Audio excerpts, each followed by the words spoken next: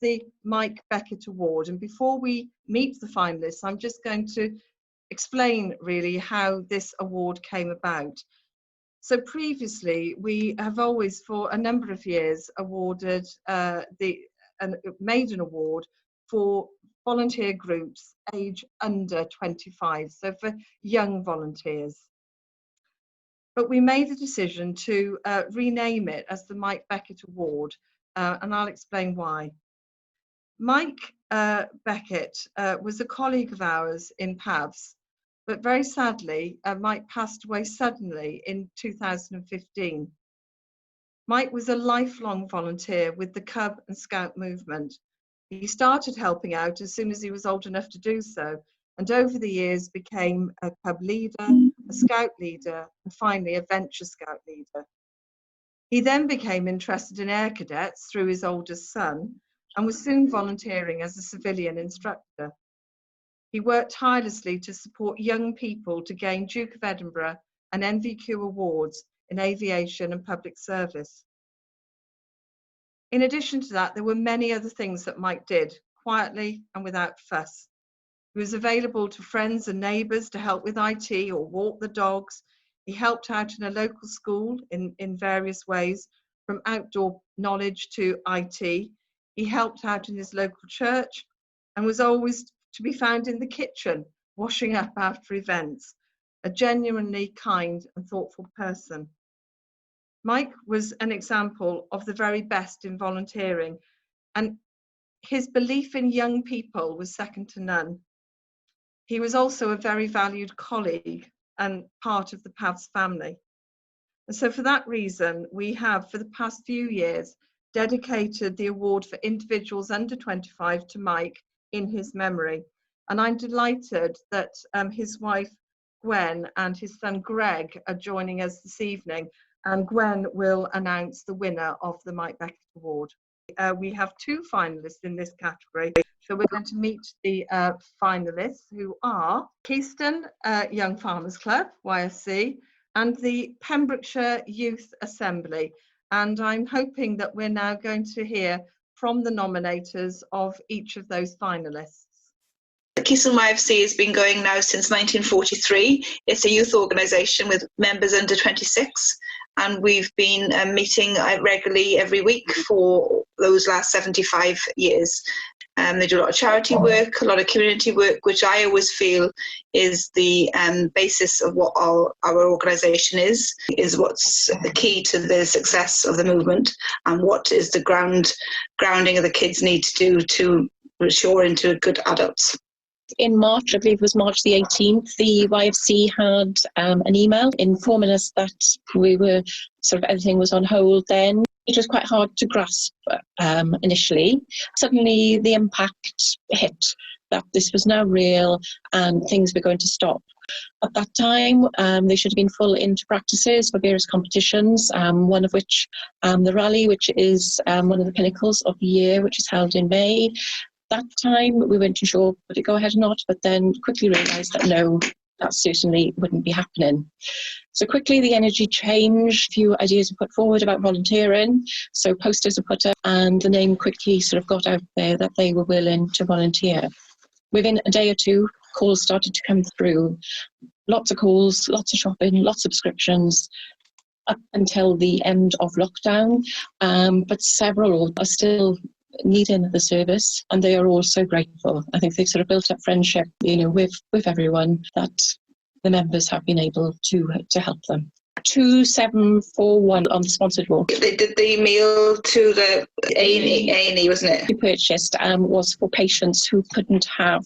It was toiletries, nightwear that ordinarily your family members would be bringing in. Electronic tablets were bought. We had really good feedback from the patients that they were able to keep in touch with their family whilst they were in hospital and able to see the face-to-face visiting and keeping in touch with the people in the locality. One of the ladies, something which really touched me was that the member that was going there with her shopping on her birthday turned up with balloons and a cake, almost 90, having that brought to them by a 20-year-old.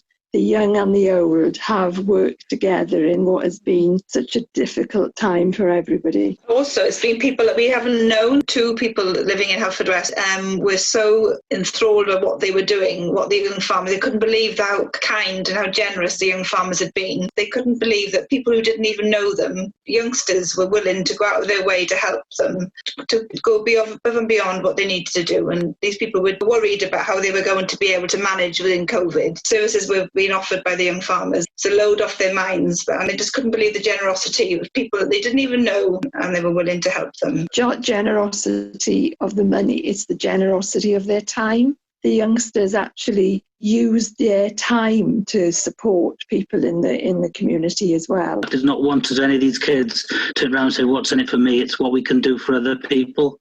And that sums up what YFC is about. People think we're a farming-only organisation. We're a rural community organisation, and we look to support people around us. But when COVID hit, it was a case of what can we do to help others? There's people who've come up to us afterwards and said, you know, I didn't know what I would have done if it hadn't been for this movement, that have come up and spent their time and given their time and come up with solutions in this period. They're a wonderful bunch of youngsters. They have a lot of fun when they're all together. But what has made me so immensely proud is the fact that they can interact with the whole of the community, and age hasn't made any difference. It's a wonderful illustration of young people supporting older people, and older people appreciating how wonderful it is to have youngsters around them who are prepared to give up their time to support everybody and each other. Immensely proud. They've given their all, and they've worked hard to support each other and support their community. We look back at these troubled times and we'll go, wow, that's what we did. And I think it's a credit to them all. I think the motto, or the old YFC motto, good farmers, good countrymen, good citizens, has come to light really with the support that the members have given and the time that they have given to the wider community really. Initially, we thought it would be sort of the close Camrose, Keystone area, but it's the wider community that we have helped as well, and put the name of the YFC there. So well done to everyone, and also with fundraising, you know, it's given everybody a good boost, and well done to everyone. Well, I'd like to say how proud we are of our young farmers. Every member from the age of 10 to 26 have been outstanding in the way that they've supported their local community. Everybody in their own way has done something to boost the spirits of the people living close to them, further afield, and their own family members. And we are extremely proud of every single member and what they have achieved during this pandemic time, which has hit us from, you know, out of nowhere. Well done. Pembrokeshire Youth Assembly is made up of young people aged 11 to 25. It's about representing the views of children and young people across the county. They ensure the voice of children and young people are listened to by decision makers and ensure that the voice of vulnerable young people are heard. The Youth Assembly is made up of young people from our local secondary schools, our community youth councils, and any special interest groups. So pre-COVID, the Youth Assembly were meeting monthly at a central location. And when COVID hit us in March, the young people decided that they would like to meet weekly online. The reason that we decided to nominate the Youth Assembly this year is that they've shown an awful amount of resilience during this time, and have given up lots of their own time to make positive changes for young people.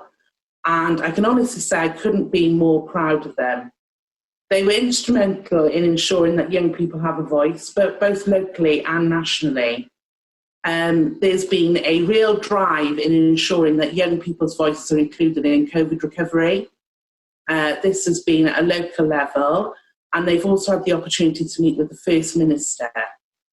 During this time, they have been absolutely amazing and turned up to so many online meetings, and I think they need to be recognised for their contribution. So they've set up the format of the meeting. So we always do a weekly check-in to make sure everybody's okay. Then we do our business, and then we always finish off with a quiz at the end. So some of the stuff that they've been involved in just the last 6 months, the weekly education recovery meetings, where they've had a chance to meet with the director, head teachers and local decision makers.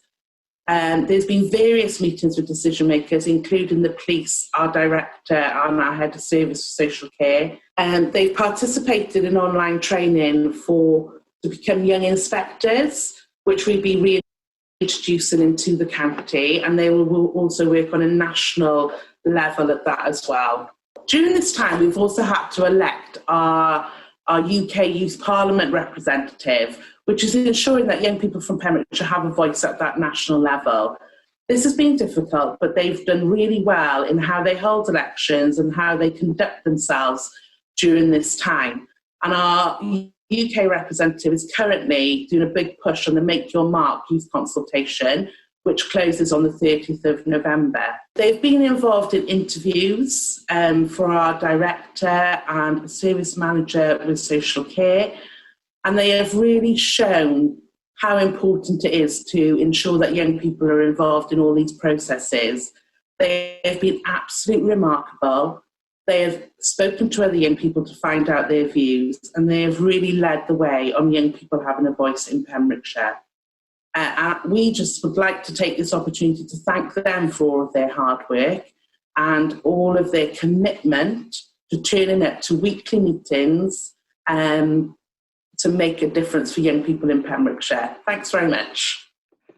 Thank you. And I'm now going to ask Gwen Beckett if she would please announce the winner of the Mike Beckett Award 2020. Hi, the winner is Keystone Young Farmers Club. Well done. It's fantastic. And I don't know, is there anybody from Keystone Young Farmers Club who would like to say a few words? Hello there.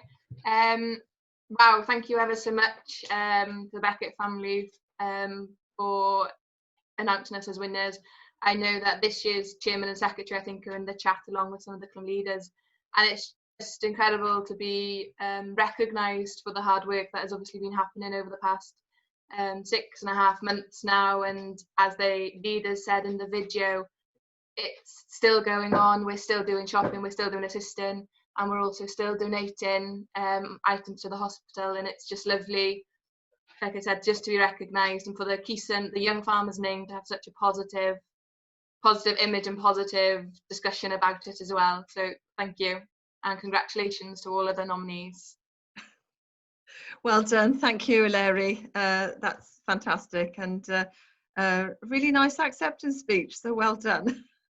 I think, for me, listening to both of those, actually, some of the things about being the intergenerational working, and that sort of, young people working with older people, and the joy that it brings to both, I think, is fantastic. And although it's come in through COVID, it'd be lovely to see this kind of work and support and linkages going on beyond COVID. So I think it's fantastic at all times, not just in a crisis. So, but well done both, and also well done to the Youth Assembly on your highly commended. And thank you very much indeed for all the work that you do to make sure that the voice of young people is well and truly heard at a local and national level.